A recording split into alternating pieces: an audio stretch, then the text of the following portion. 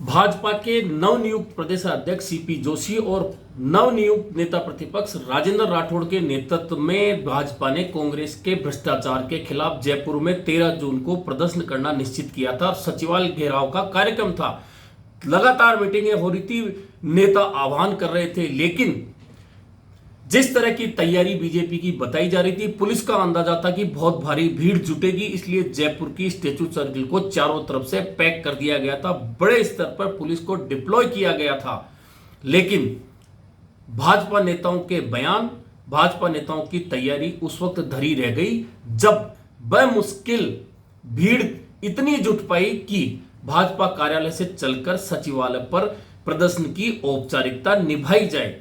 स्थिति यह थी कि सुबह 10 बजे जब कार्यक्रम का समय रखा गया था, तब भाजपा कार्यालय के बाहर 1000-1200 लोग जुटे थे और 12 बजे तक 2-2.5 हजार की भीड़ बमुश्किल जुट पाई। स्थिति यह थी कि जब वहां से सचिवालय के कूच की तैयारी हुई, उस वक्त खुद नेता प्रतिपक्ष राजेंद्र राठौड़ को भाजपा कार्यालय के एक एक कमरे में जाकर वहां बैठे लोगों को बाहर निकालना पड़ा और कहना पड़ा कि आप लोग प्रदर्शन में चलिए। वहां से जब भाजपा के लोग प्रदर्शन करने सचिवालय तक पहुंचे तो स्टैच्यू सर्किल पर पुलिस ने उन्हें रोक लिया और वहां जितनी संख्या पुलिस की थी उससे बेहद कम संख्या भाजपा के नेताओं और कार्यकर्ताओं की थी। खास तौर पर महिला कार्यकर्ताओं की संख्या तो बेहद कम थी।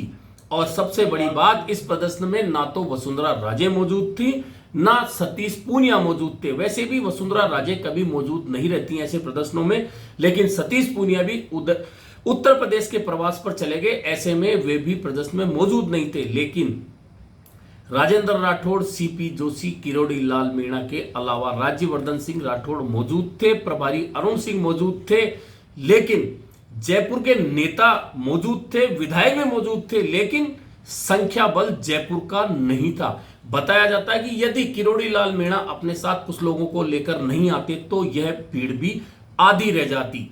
कुल मिलाकर सीपी जोशी के अध्यक्ष बनने और नेता प्रतिपक्ष पद पर राजेंद्र राठौड़ के आने के बाद में यह बीजेपी का पहला प्रदर्शन था। प्रदर्शन भी ऐसे समय पर हो रहा है जब राजस्थान में ईडी की कार्रवाइयां चल रही है और कांग्रेस सरकार निशाने पर है भ्रष्टाचार के मामलों को लेकर, पेपर लीक के मामलों को लेकर।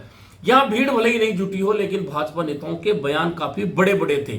भाजपा नेताओं ने मंच से कहा कि इस बार भाजपा के सामने कांग्रेस हारेगी नहीं, बल्कि कांग्रेस डिलीट हो जाएगी। डिलीट का मतलब समझते हैं कि कांग्रेस राजस्थान से बिल्कुल खत्म हो जाएगी। वहीं एक बयान यह था कि पहले ऑपरेशन के लिए एक आदमी लाओ, 10,000 रुपए पाओ, वैसे ही इस बार कांग्रेस का एक एमएलए लाओ और 1 लाख रुपए पाओ। ऐसे बयान भाजपा नेताओं ने दिए, लेकिन भीड़ के लिहाज से यह प्रदर्शन काफी फीका रहा।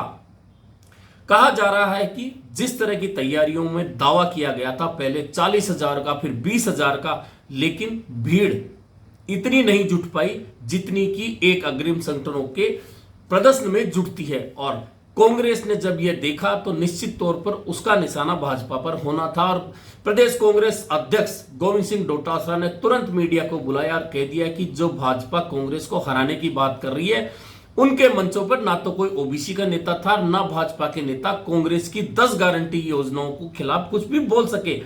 डोटासरा ने कहा कि यदि भ्रष्टाचार की बात बीजेपी कर रही है तो यहां ईडी आई हुई है, हम तो पहले से ही स्वागत कर रहे थे। ईडी कार्रवाई करे ना, यदि कोई भ्रष्ट है, कोई मनी लॉन्ड्रिंग का मामला है तो ईडी कार्रवाई करे, हम तैयार हैं, हम कब मना कर रहे हैं। उन्होंने यह भी दावा किया कि पहले भ्रष्टाचार के मामलों को लेकर जब भाजपा की सरकार थी तो किसी पर हाथ नहीं डाला जाता था। हम जयपुर से दिल्ली तक गए, तब जाकर एक अधिकारी पर कार्रवाई हुई थी, लेकिन हम लगातार कार्रवाइयां कर रहे हैं। और यदि सरकारी कार्यालय में भी कुछ हुआ है, भ्रष्टाचार का पैसा मिला है, तो डीजी और मुख्य सचिव आकर प्रेस कॉन्फ्रेंस करके मीडिया को जानकारी देते हैं। एसीबी में मामला जाता है, एसीबी लगातार कार्रवाइयां करती है। इसलिए बीजेपी के नेता हमें नहीं सिखाएं भ्रष्टाचार की बातें। कुल मिलाकर इस प्रदर्शन को लेकर जितना जोश भाजपाइयों में देखा गया था एक दिन पहले तक, अब वह जोश उतर गया है।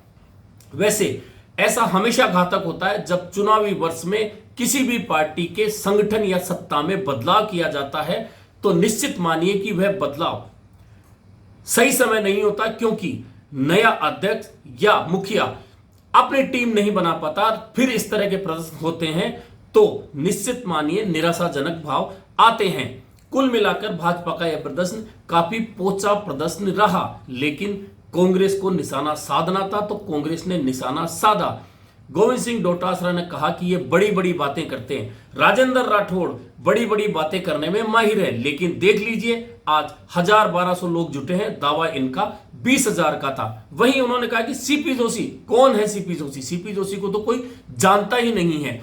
यानी कि कुल मिलाकर इस निराशाजनक प्रदर्शन को लेकर कांग्रेस ने भाजपा पर निशाना साधा। लेकिन बात महत्वपूर्ण गोविंद सिंह डोटासरा ने यह कही, वसुंधरा राजे सिंधिया के नहीं आने से, सतीश पूनिया की अनुपस्थिति में, कि हम ना कहते थे कि भाजपा में सिर्फ मतभेद नहीं मनभेद हैं। और देख लीजिए ना वसुंधरा राजे आई, ना पूर्व प्रदेशाध्यक्ष सतीश पूनिया यहां मौजूद थे। इसका मतलब है कि इनमें मनभेद है।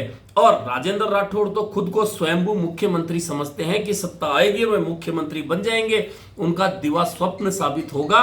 देख लीजिए आज वे भले नेता प्रतिपक्ष हैं, लेकिन लोग नहीं जुटा पाए। वे अब कसम दे रहे हैं कार्यकर्ताओं को, इसके बावजूद सीटें खाली पड़ी है, अधिकांश सीटें खाली पड़ी है और भाजपा दिवा स्वप्न देख रही है सत्ता में आने की।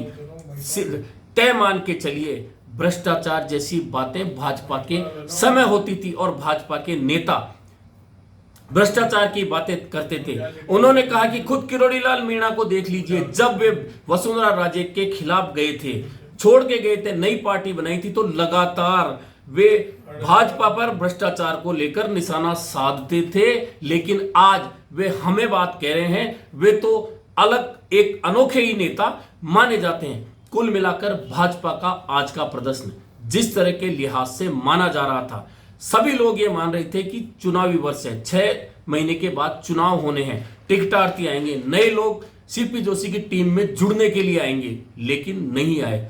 यह बात सही है कि इससे पहले कांग्रेस की ओर से भी केंद्र सरकार के खिलाफ कई प्रदर्शन हुए हैं, लेकिन उन प्रदर्शनों में भी भीड़ नहीं जुटी है। लेकिन कांग्रेस चूंकि सत्ताधारी पार्टी है, ऐसे में वहां उंगलियां कम उठेंगी, क्योंकि सत्ताधारी पार्टी कभी अपने ही राज्य में प्रदर्शन नहीं करती है। लेकिन भाजपा का यह प्रदर्शन पहला था, नए प्रदेश अध्यक्ष के आने के बाद, नए नेता प्रतिपक्ष के आने के बाद। ऐसे में यदि इसमें भीड़ नहीं जुटी है तो निश्चित तौर पर बीजेपी के लिए यह चिंता का विषय हो सकता है। हालांकि अभी यह जल्दी है और कहा जा रहा है कि वसुंधरा राजे सिंधिया, उनके नेतृत्व में यदि प्रदर्शन होते हैं, उनको अगर नेतृत्व मिलता है तो निश्चित तौर पर लोगों में, बीजेपी वालों में उत्साह आएगा और जो प्रदर्शन आज फ्लॉप हुआ है, आगे चलकर ऐसे प्रदर्शन बड़े हो सकते हैं, क्योंकि वसुंधरा राजे सिंधिया इंडिविजुअल भीड़ खींचने वाली नेता राजस्थान में है भाजपा की ओर से। इसके अलावा भाजपा में कोई भी नेता भीड़ खींच नहीं सकता, भीड़ इकट्ठी नहीं कर सकता। वैसे भी कर्नाटक चुनाव हारने के बाद में वसुंधरा राजे सिंधिया को दिल्ली में तवज्जो मिली है।